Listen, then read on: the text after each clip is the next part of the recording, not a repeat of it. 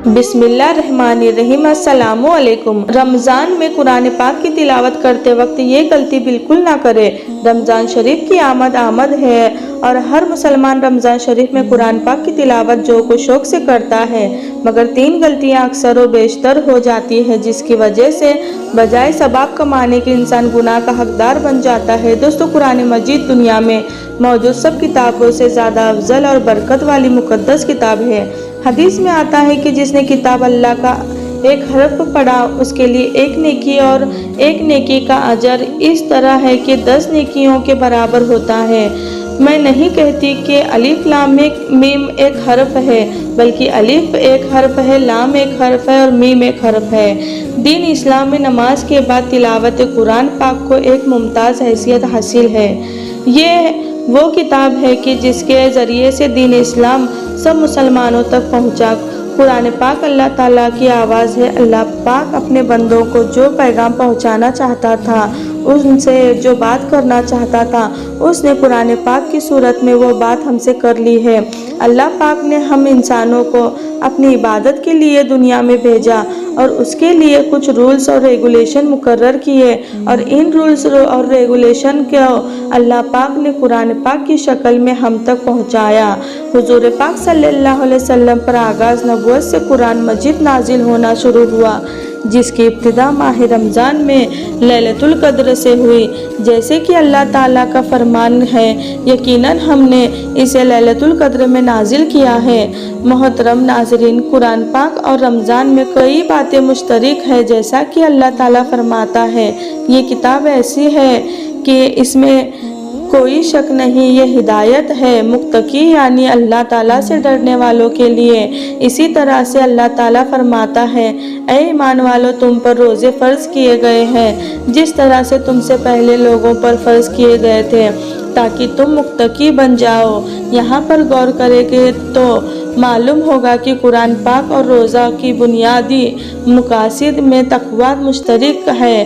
कुरान पाक और रमज़ान की पहली अहम व मुश्तरक की खुसूसियत तक़वा और दूसरी मुश्तरक खुसूसियत शफ़ाअत है। हुज़ूर पाक सल्लल्लाहु अलैहि वसल्लम ने फरमाया, रोज़ा और कुरान करीम दोनों बंदे के लिए शफ़ाअत करते हैं। रोज़ा अज़्र करता है कि या अल्लाह, मैंने इसे दिन को खाने पीने से रोके रखा, मेरी शफ़ाअत कबूल कीजिए। और कुरान कहता है कि या अल्लाह, मैंने इसको रात को सोने से रोके रखा, मेरी शफ़ाअत कबूल कर लीजिए। बस दोनों की शफ़ाअत कबूल कर ली जाएगी। तीसरी मुश्तरक खुसूसियत जो रमज़ानुल मुबारक और कुरान मजीद में पाई जाती है, वो कुब्र इलाही है, यानी कि अल्लाह ताला का कलाम की तिलावत के वक्त अल्लाह ताला से ख़ास कुब्र हासिल होता है। इसी तरह से रोज़दार को भी अल्लाह ताला का ख़ास कुब्र हासिल होता है कि रोज़े के मुतालिक हदीस कुदूसी में अल्लाह ताला का इरशाद है कि मैं खुद रोज़े का बदला हूँ। दोस्तों, रमज़ानुल मुबारक का इस महीने में कुरान मजीद की तिलावत का शौक़ हमारे अंदर पहले से ज़्यादा हो जाता है। रमज़ान शरीफ के शुरू होते ही हर मुसलमान मोहब्बत और खुलूस से कुरान मजीद पढ़ता है नज़र आता है। रमज़ान के महीने में रोज़े के बाद जो सबसे अहम इबादत है वो कुरान मजीद तिलावत है। लेकिन तिलावत कुरान मजीद के वक्त कुछ बातों का ख्याल रखना बहुत ज़रूरी है। कहीं ऐसा ना हो कुरान मजीद ज़्यादा पढ़ने के चक्कर में हम वो गलतियां कर बैठे जिससे हमें सवाब बहुत दूर की बात है, बल्कि कुरान पढ़ना हमारे लिए बवाल ना बन जाए। जब हम ज़्यादा से ज़्यादा कुरान पाक की तिलावत करते हैं तो इससे ज़्यादा पढ़ने के चक्कर में हम कुरान पाक को सही तरीके से नहीं पढ़ रहे होते हैं। हम कुरान मजीद को जल्दी पढ़ने के चक्कर में अल्फाज की अदायगी सही तरह से नहीं करते और उन अल्फाज का माना कुछ से कुछ हो जाता है। ये निहायत ज़रूरी है कि जब कुरान मजीद की तिलावत करें तो अल्फाज बिल्कुल पूरे और मुकम्मल अदा करें, क्योंकि जल्दी में अगर ज़ेर ज़बर की छोटी सी गलती भी हो जाए तो उस पूरी आयत का महफूम माना अक्सर तब्दील हो जाता है। बाज़ लोग بڑے فخر سے بتاتے ہیں کہ میں تو 10 منٹ میں پورا پارہ ختم کر لیتی ہوں یا لیتا ہوں۔ ایسا ہرگز نہ کریں، کیونکہ اگر آپ کی ان غلطیوں کی وجہ سے اس آیت کا ترجمہ بدل گیا تو آپ بہت بڑے گناہ کے حقدار بن جائیں گے اور سزا بھی کڑی سے کڑی ہوگی، کیونکہ اللہ تعالیٰ قرآن مجید پڑھنے والوں کا خلوص دیکھتا ہے، اس کی مقدار نہیں دیکھتا۔ حدیث میں آتا ہے کہ جو شخص قرآن مجید پڑھ رہا ہے مگر اس کی زبان ساتھ نہ دے رہی ہو لیکن وہ کوشش کرتا، بے شک اٹکتا رہے۔ اللہ کے نبی صلی اللہ علیہ وسلم نے ارشاد فرمایا کہ اس اٹکنے والے کو دگنا اجر ملتا ہے، جیسے کہ ارشاد ہے کہ میرے حبیب قرآن کو اعراب تمام کیفیات کے ساتھ خوب ٹہر ٹہر کے پڑھا کرو، ہم ان قریب آپ پر ایک بھاری فرمان نازل کریں گے۔ قرآن مجید کو صاف آواز میں پڑھنا چاہیے۔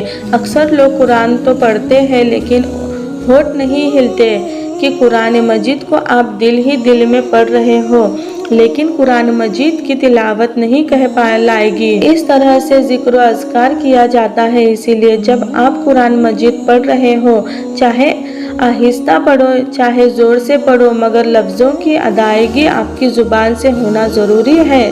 جیسا کہ قرآن پاک میں ارشاد ہے کہ قرآن کو ہم نے جدا جدا کر کے اتارا تاکہ آپ اسے لوگوں پر ٹہر ٹہر کر پڑھیں، اور ہم نے اسے رفتہ رفتہ حالات اور مسائلات کے مطابق تدریجاً اتارا ہے۔ نمبر 3، قرآن مجید بظاہر تو کھلا ہوا ہے، لیکن نہ تو آپ کے ہونٹ ہل رہے ہیں اور نہ ہی زبان چل رہی ہے، تو دکھنے میں ایسا لگے گا کہ لفظوں کی مکمل ادائیگی نہیں ہو رہی۔ اکثر لوگ ہونٹ بالکل بند رکھتے ہیں، ہونٹ حرکت نہیں کر رہے ہوتے ہیں، بس نظروں سے پڑھ رہے ہوتے ہیں کہ بس لائنوں پر نظریں چل رہی ہوتی ہے، تو یہ قرآن مجید کو صرف دیکھنا ہے، تلاوت کرنا نہیں کہلائے گا۔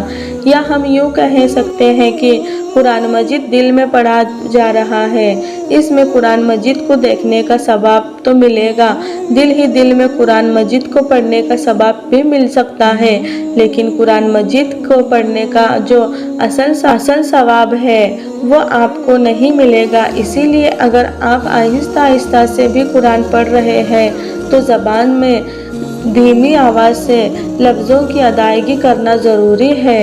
تو یہ وہ غلطیاں ہیں جو ہم میں اکثر لوگ قرآن مجید کی تلاوت کرتے وقت کرتے ہیں، جو ہمیں بالکل بھی نہیں کرنی چاہیے۔ حضرت ابو ہریرہ رضی اللہ تعالیٰ عنہ بیان کرتے ہیں کہ رسول پاک صلی اللہ علیہ وسلم کے ساتھ حضرت جبرائیل علیہ السلام میں ایک دفعہ قرآن مجید کا دور کیا کرتے تھے، لیکن جس سال آپ صلی اللہ علیہ وسلم کا وصال مبارک ہوا اس سال 2 مرتبہ دور کیا۔ پہلے آپ صلی اللہ علیہ وسلم ہر سال 10 روزے اعتکاف فرمایا کرتے تھے، لیکن جس سال آپ صلی اللہ علیہ وسلم کا وصال ہوا اس سال 20 روزے اعتکاف فرمایا۔ حضرت عائشہ صدیقہ رضی اللہ تعالیٰ عنہ فرماتے ہیں کہ حضرت فاطمہ تو زہرا رضی اللہ تعالیٰ عنہ تشریف لائی اور ان کا چلنا بہو حضور پاک صلی اللہ علیہ وسلم کی طرح تھا۔ فرمانے لگی کہ میں حضور پاک صلی اللہ علیہ وسلم کے راز کو ظاہر نہیں کر سکتی۔ جب حضور نبی کریم صلی اللہ علیہ وسلم کا وصال ہو گیا تو میں نے ان سے اس بارے میں پھر پوچھا تو انہوں نے جواب دیا کہ جبرائیل سلام ہر سال میرے ساتھ ایک دفعہ قرآن مجید کا دورہ کیا کرتے تھے، لیکن اس سال 2 مرتبہ کیا ہے، تو میرا خیال یہی ہے کہ میرے موت کا وقت آ پہنچا ہے اور میرے گھر والوں میں سے تم ہو جو سب سے پہلے مجھ سے آ ملو گی۔ اس بات نے مجھے رلا دیا۔ پھر حضور نبی کریم صلی اللہ علیہ وسلم نے فرمایا، کیا تم اس بات پر راضی نہیں ہو سکتی کہ تم تمام جنتی عورتوں کی سردار ہو؟ تو اس بات پر میں ہنس پڑی۔ حضرت ابو ہریرہ رضی اللہ تعالیٰ عنہ سے روایت ہے کہ رسول پاک صلی اللہ علیہ وسلم نے ارشاد فرمایا، حسد تو بس 2 آدمیوں سے ہی کرنا جائز ہے۔ پہلا وہ شخص جسے اللہ تعالیٰ نے قرآن پڑھنا اور سمجھنا سکھایا تو وہ رات اور دن کے اوقات میں اس کی تلاوت کرتا ہے، اس کا پڑوسی اسے قرآن پاک کی تلاوت کرتے ہوئے سنتا ہے تو وہ کہہ اٹھتا ہے کہ کاش مجھے بھی اس کی مثل قرآن عطا کیا جائے، تو میں بھی اسی طرح عمل کرتا جس طرح سے یہ کرتا ہے۔ اور دوسرا وہ شخص جسے اللہ تعالیٰ نے مال بخشا ہے اور وہ اسے اللہ تعالیٰ کی راہ میں خرچ کرتا ہے۔ ایک شخص اسے دیکھ کر کہتا ہے کہ کاش مجھے بھی اللہ پاک اتنا مال عطا کرتا تو میں بھی اسی طرح سے عمل کرتا جس طرح سے یہ کرتا ہے۔ حضرت عبداللہ بن عباس رضی اللہ تعالیٰ عنہ نے بیان کیا کہ حضور پاک صلی اللہ علیہ وسلم سب لوگوں سے زیادہ سخی تھے، اور رمضان میں جب حضرت جبرائیل علیہ السلام سے ملاقات ہوتی تو آپ صلی اللہ علیہ وسلم کی سخاوت اور بڑھ جاتی۔ وہ رمضان کی ہر رات میں آپ صلی اللہ علیہ وسلم سے ملاقات کرتے اور آپ صلی اللہ علیہ وسلم کے ساتھ قرآن مجید کا دور کرتے۔ بس حضور پاک صلی اللہ علیہ وسلم احسان کرنے میں تیز ہوا سے بھی زیادہ سخی تھے۔ ایک اور جگہ حضرت ابو ہریرہ رضی اللہ تعالیٰ عنہ بیان کرتے ہیں کہ حضور پاک صلی اللہ علیہ وسلم حضور مبارک سے باہر تشریف لائے تو دیکھا کہ رمضان المبارک میں لوگ مسجد کے ایک گوشہ میں نماز پڑھ رہے تھے۔ آپ صلی اللہ علیہ وسلم نے دریافت فرمایا یہ کون ہے؟ عرض کیا گیا یہ وہ لوگ ہیں جنہیں قرآن پاک یاد نہیں۔ ابی بن کعب نماز پڑھتے ہیں اور یہ لوگ ان کی ابتدا میں نماز پڑھتے ہیں۔ تو نبی کریم صلی اللہ علیہ وسلم نے فرمایا انہوں نے درست کیا اور اتنا ہی اچھا عمل ہے جو انہوں نے کیا۔ دعا ہے کہ اللہ پاک ہم سب مسلمانوں کو اس رمضان شریف میں قرآن مجید کو سمجھ کر پڑھنے اور اس پر عمل کرنے کی توفیق عطا فرمائے، آمین۔ دوستو امید کرتی ہوں کہ آج کی ویڈیو آپ کو ضرور پسند آئی ہوگی۔ ہماری ویڈیو پسند آئی تو ہمارے چینل کو سبسکرائب ضرور کریں اور ساتھ ہی کمنٹ باکس میں آمین ضرور لکھیں۔ السلام علیکم۔